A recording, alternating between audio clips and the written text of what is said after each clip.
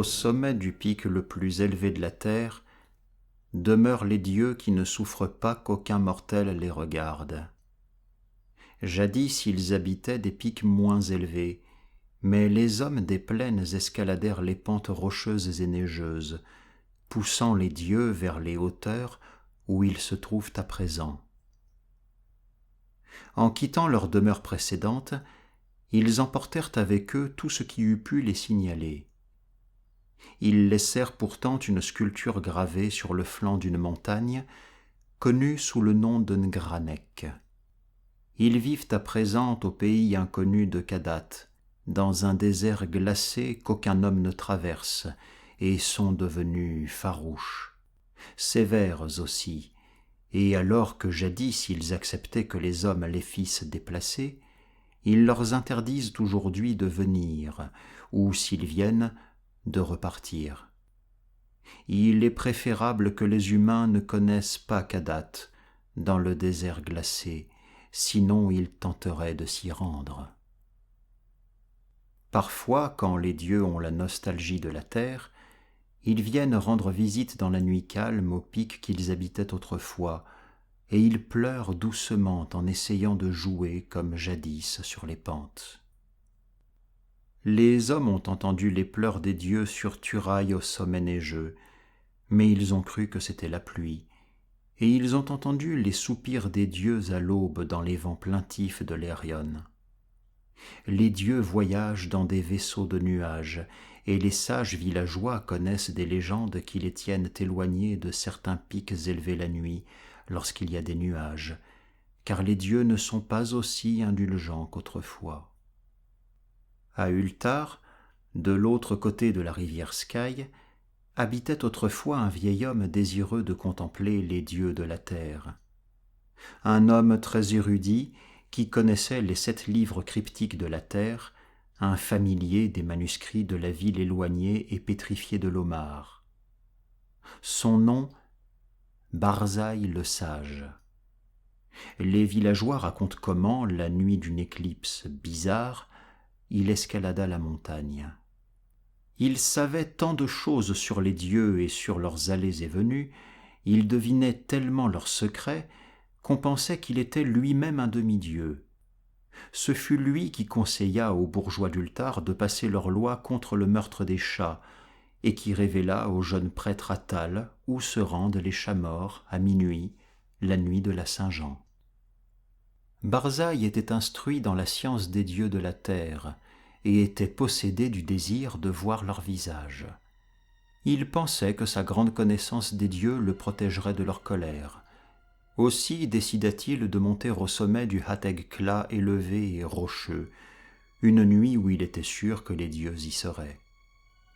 Le Hateg Kla se trouve dans le désert rocailleux au-delà de Hateg, dont il porte le nom, et s'élève comme une statue de pierre au fond d'un temple silencieux. Il y a toujours du brouillard autour de son sommet, car les brumes sont les souvenirs des dieux, et les dieux aimaient bien Hateg à l'époque. Souvent les dieux de la terre rendent visite au Hateg dans leurs vaisseaux de nuages, répandant de pâles vapeurs sur les pentes, tandis qu'ils dansent parmi leurs souvenirs sur le sommet, quand la lune éclaire.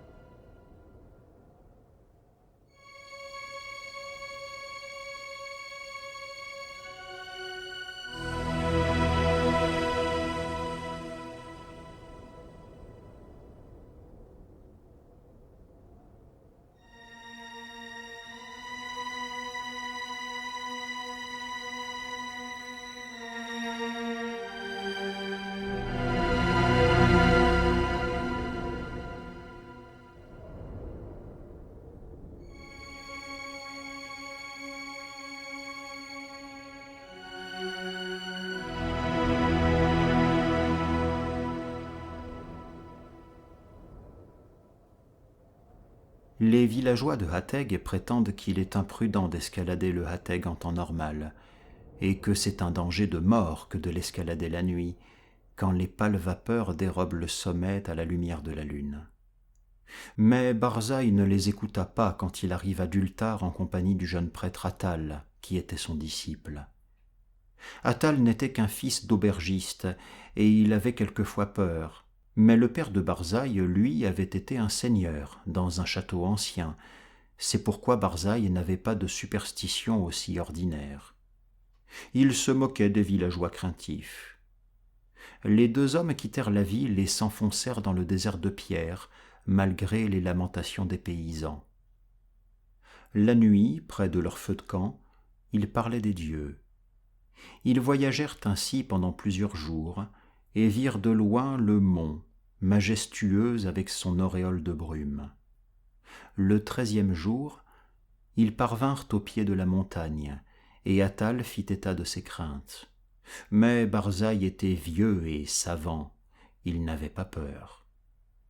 Audacieusement, il ouvrit la route en escaladant la pente qu'aucun homme n'avait foulée depuis l'époque de Sansu, à qui il est fait allusion avec terreur dans les manuscrits pnacotiques. Le chemin était rocheux et rendu dangereux par des crevasses, des rocs et des chutes de pierre. Puis le temps se fit froid et neigeux. Barzaï et Attal glissaient et tombaient souvent, tandis qu'ils grimpaient avec leurs bâtons et leurs haches. Enfin, l'air se raréfia et le ciel changea de couleur. Les grimpeurs eurent de la difficulté à respirer, mais ils continuèrent à progresser, émerveillés de l'étrangeté du paysage, excités à l'idée de ce qui arriverait au sommet quand la lune brillerait et que les pâles vapeurs se répandraient. Pendant 3 jours, ils continuèrent à grimper vers le toit du monde, puis ils campèrent pour attendre que la lune se couvrît de nuages. Pendant 4 nuits, il n'y eut aucun nuage, et la lune brilla froidement à travers les fines brumes qui entouraient le sommet silencieux. Puis, la 5e nuit, qui était celle de la pleine lune, Barzaï vit des nuées épaisses arriver du nord, et veilla avec Attal pour les voir s'approcher. Elles voguaient, épaisses et mystérieuses, sur un rythme délibérément lent. Elles se disposèrent autour du pic, bien au-dessous des veilleurs, dissimulant la lune et le sommet au regard. Les 2 hommes fixèrent le spectacle une longue heure durant, tandis que les vapeurs tourbillonnaient et que l'écran des nuages s'épaississait. Barzaï connaissait les habitudes des dieux de la terre. Il écoutait avec attention, mais Attal sentait le froid des brumes humides, et il avait peur. Quand Barzaï se mit à grimper plus haut et à leur faire signe, Attal mit longtemps à le suivre. Les vapeurs étaient tellement épaisses que le chemin était difficile. Lorsqu'enfin il se mit en route, Attal voyait à peine la forme grise de Barzaï sur la pente, dans la lueur nuageuse de la lune. Barzaï était fort en avant et semblait grimper beaucoup plus facilement qu'Attal, malgré son âge. Il ne craignait pas l'altitude, qui devenait insupportable, et il n'hésitait pas devant les larges crevasses noires qu'Attal avait du mal à sauter. Ils continuèrent donc à monter par-dessus les rocs et les gouffres dangereux, parfois effrayés de l'ampleur du silence des sommets glacés et désolés et des hauteurs de granit. Tout à coup, Barzaï disparut à la vue d'Attal, escaladant une paroi qui semblait émerger pour barrer le passage à quiconque n'était pas un admirateur des dieux de la terre. Attal se trouvait bien en dessous et se demandait ce qu'il ferait lorsqu'il arriverait à cet endroit, quand il remarqua que la lumière s'était curieusement intensifiée, comme si le sommet sans nuages, rendez-vous des dieux éclairés par la lune, était tout proche.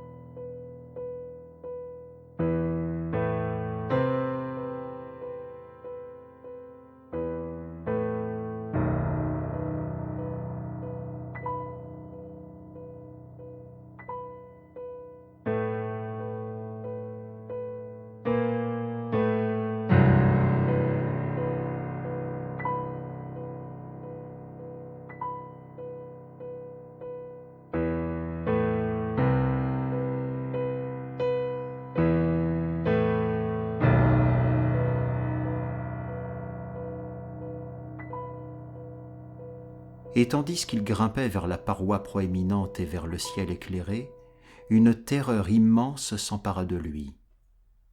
C'est alors qu'à travers les brumes, il entendit la voix de Barzaï, qui criait avec ravissement. « J'ai entendu les dieux, j'ai entendu les dieux de la terre chanter sur le Hateg. Les voix des dieux de la terre sont à présent comme celles de Barzaï le prophète. Les brumes sont légères, et la lune est brillante. Et je verrai les dieux danser au sommet qu'ils ont tant aimé dans leur jeunesse. La sagesse de Barzaï l'a rendu plus grand que les dieux de la terre, et contre sa volonté, leur charme et leurs barrières ne peuvent rien faire. Barzaï contemplera les dieux orgueilleux, les dieux qui méprisent la vue de l'homme. » Attal ne pouvait entendre ces voix, mais il était maintenant tout près de la paroi proéminente et cherchait des prises pour ses pieds. Puis il entendit la voix de Barzaï devenir plus forte et plus aiguë. « La brume est très légère et la lune projette des ombres sur la pente. Les voix des dieux de la terre sont fortes et ils craignent la venue de Barzaï le sage, qui est plus grand qu'eux. La lueur de la lune vacille pendant que les dieux dansent. Je vais voir les silhouettes qui dansent et qui sautent à la lueur de la lune.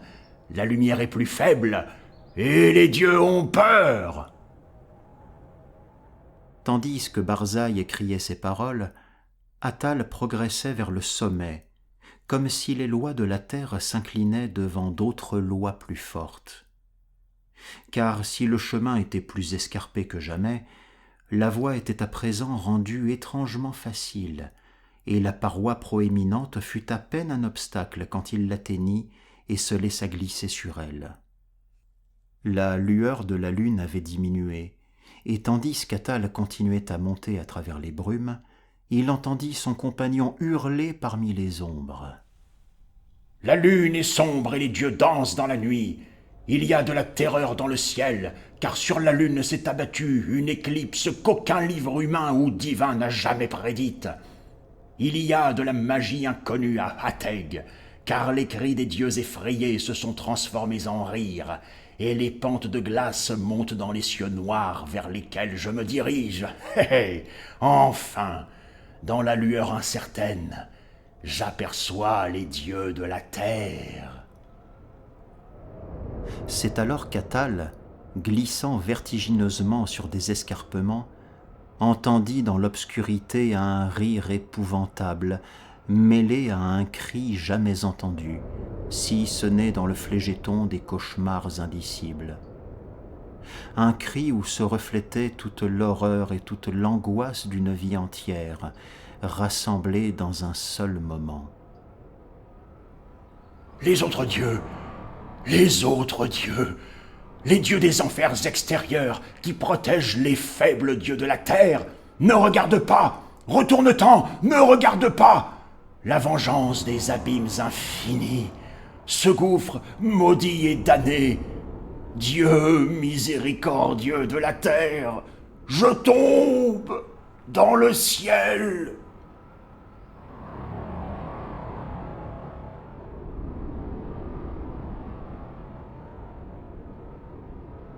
Et tandis qu'Attal fermait les yeux, se bouchait les oreilles et essayait de descendre pour échapper à l'attraction puissante des hauteurs inconnues, un orage terrible éclata sur le Hateg, qui réveilla les braves villageois des plaines et les bons bourgeois de Hateg, Nir et Ultar, et leur fit contempler à travers les nuages cette étrange éclipse de lune qu'aucun livre n'avait prévue.